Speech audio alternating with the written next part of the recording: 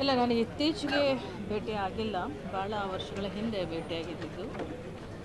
ಆದರೆ ಭೇಟಿ ಆದಂಥ ಸಂದರ್ಭಗಳಲ್ಲಿ ನಾವು ಅವ್ರನ್ನ ನೋಡಿದಾಗ ಬಹಳ ಮೃದು ಸ್ವಭಾವದವರು ಮತ್ತು ಅವರು ಪ್ರತಿಯೊಬ್ಬರನ್ನು ಕೂಡ ಬಹಳ ಗೌರವದಿಂದ ಪ್ರೀತಿಯಿಂದ ಕಾಣ್ತಿದ್ರು.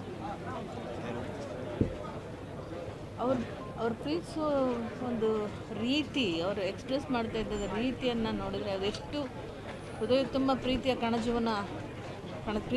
ಅವರಲ್ಲಿ ಎಷ್ಟು ತುಂಬಿತ್ತು ಅಂತ ಹೇಳಿದರೆ ಅದು ಸಾಧ್ಯ ಆಗೋದಿಲ್ಲ ಹೇಳೋದಕ್ಕೆ. ಅದನ್ನು ಆ ಕ್ಷಣದಲ್ಲಿ ಅನುಭವಿಸಿದವರಿಗೆ ಮಾತ್ರ ಅದು ಗೊತ್ತಿರ್ತದೆ.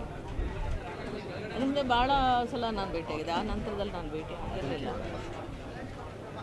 ಅವ್ರನ್ನ ನೋಡಿದಾಗೆಲ್ಲ ನನಗೆ ಒಂದು ರೀತಿಯ ದೈವಿಕ ಭಾವನೆ ಬರ್ತಿತ್ತು. ಮತ್ತು ಅವರು ಕೂಡ ಹಾಗೇ ಇರ್ತಿದ್ರು ಕೂಡ.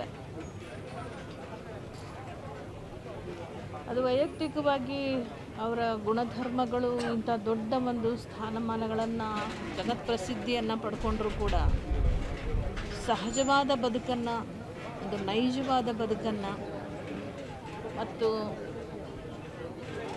ಒಂದು ಸಾಂಸ್ಕೃತಿಕವಾಗಿ ಒಂದು ಮಾದರಿಯ ಬದುಕನ್ನು ಬದುಕಿದಂಥವರು ಕೂಡ.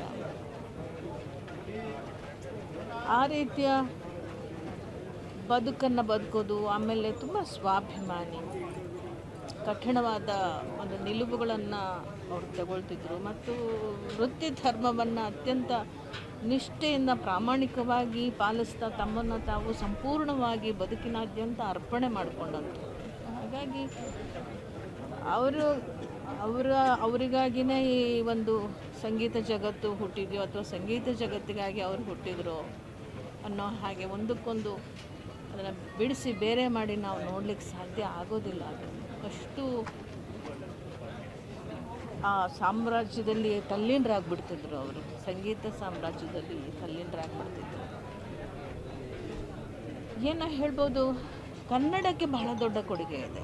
ಎಷ್ಟು ಭಾಷೆಗಳಲ್ಲಿ ಸುಮಾರು ಒಂದು 15-20 ಭಾಷೆ ಮಾಡಿರ್ಬೋದು ಅನ್ಕೋತೀನಿ. ಅವರು ಕೆಲವೊಂದು ಕಡೆ ಹೇಳ್ಕೊಂಡಿದ್ದಾರೆ ಕೂಡ.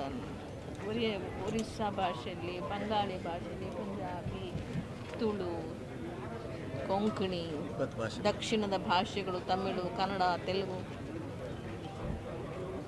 ಜರ್ಮನು, ಜಪಾನ್, ಆ ಥರದ ಫ್ರೆಂಚು, ಆ ಥರದ ಭಾಷೆಗಳೆಲ್ಲ ಹಾಡಿದ್ದಾರೆ. ಅಂದರೆ ಅದಷ್ಟು ಸುಲಭವಾಗಿ ಒಲಿಯುವಂಥದ್ದಲ್ಲ.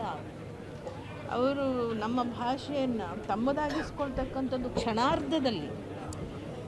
ಅದಕ್ಕೊಂದು ದೊಡ್ಡ ಕೃಷಿನೇ ಬೇಕು. ನಾವೊಂದು ಭಾಷೆನ ಕಲಿಬೇಕು ಅಂತಂದರೆ ಅಷ್ಟು ಸುಲಭವಾದ ಒಂದು ಭಾಷೆನ ಹೇಳೋದು, ಒಂದು ಭಾಷೆ. ನಮ್ಮ ಅಕ್ಕಪಕ್ಕದ ರಾಜ್ಯದ ಭಾಷೆನೇ ಅರುಕು ಮುರುಕು ಮಾತಾಡ್ತೀವಿ ನಾವು. ಸಂಪೂರ್ಣವಾಗಿ ಕಲಿಬೇಕು, ಬರ್ಕೊಳ್ಬೇಕು, ಅದನ್ನು ಧ್ಯಾನ ಕೊಟ್ಟು ಅದನ್ನು ಗಮನಿಸಿ ಅಪಭ್ರಂಶವಾಗದೆ ಸ್ಫುಟವಾಗಿ ಹಾಡಬೇಕು ಅಂದರೆ ಅದು ಜಾನಕಿ ಅಮ್ಮವ್ರಿಗೆ ಮಾತ್ರ ಸಾಧ್ಯ ಆಯಿತು. ಅದು ಅವರೊಬ್ಬರೇ. ಇನ್ನೂ ಬಹಳ ದೊಡ್ಡದ ಎತ್ತರದ ದೇಶದ ಗಾಯಕಿಯರು ಇರಬಹುದು, ಬಟ್ ಈ ವಿಷಯದಲ್ಲಿ ಜಾನಕಮ್ಮ ಅವ್ರನ್ನ ಬಿಟ್ಟರೆ ಮತ್ತಾರೂ ಸರಿಸಾಟಿ ಅಲ್ಲ ಅವರಿಗೆ ಅನ್ನೋದು.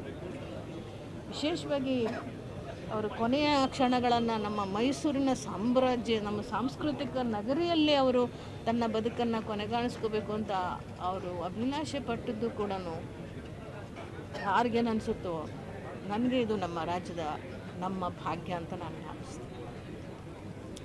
ಅಂತಹ ಒಂದು ಸಾಮ್ರಾಜ್ಞಿಯನ್ನು ನಮ್ಮ ರಾಜ್ಯದ, ನಮ್ಮ ಮೈಸೂರಿನ ಮಣ್ಣಿನಲ್ಲಿ ನಾವೆಲ್ಲ ಸೇರಿ ಮಣ್ಣು ಮಾಡೋದು ಅಂತಂದರೆ ನಿಜಕ್ಕೂ ಕೂಡ ಅದು ಕನ್ನಡಿಗರ ಭಾಗ್ಯ. ಅಗತ್ಯ ಇದೆ ಅದನ್ನು ಹೌದು, ಖಂಡಿತ ಅಗತ್ಯ ಇದೆ. ಯಾವ ನೆಲ ಆದ್ರೇನು, ಯಾವ ಭಾಷೆ ಆದ್ರೇನು ಅಂತಹ ಒಂದು ಸಾಮ್ರಾಜ್ಞಿಯನ್ನು ನಾವಿಲ್ಲಿ ಇಟ್ಕೊಂಡಿದ್ದೀವಿ ಅಂತ ಹೇಳಿದ್ರೆ ಆ ನೆನಪನ್ನು ನಾವು ಚಿರಸ್ಥಾಯಿಯಾಗಿ ಉಳಿಸ್ಬೇಕಾಗ್ತದೆ. ನಾನು ಸಹ ಆ ಒಂದು ಅನಿಸಿಕೆಯಲ್ಲೇ ಭಾವನೆಯಲ್ಲೇ ಇದ್ದೇನೆ. ಸರ್ಕಾರದಕ್ಕೆ ನಾನು ಗಮನಕ್ಕೆ ಕೊಡ್ತೇನೆ ಅಂತಕ್ಕಂಥ, ಸರ್ಕಾರವೂ ಕೂಡ ಅದನ್ನು ಬಹುಶಃ ಒಪ್ತಾರೆ ಅಂತ ನಾನು ಅಂದ್ಕೊಂಡಿದ್ದೀನಿ. ಆಗಬೇಕು. ಧನ್ಯವಾದ. ನಮಸ್ಕಾರ.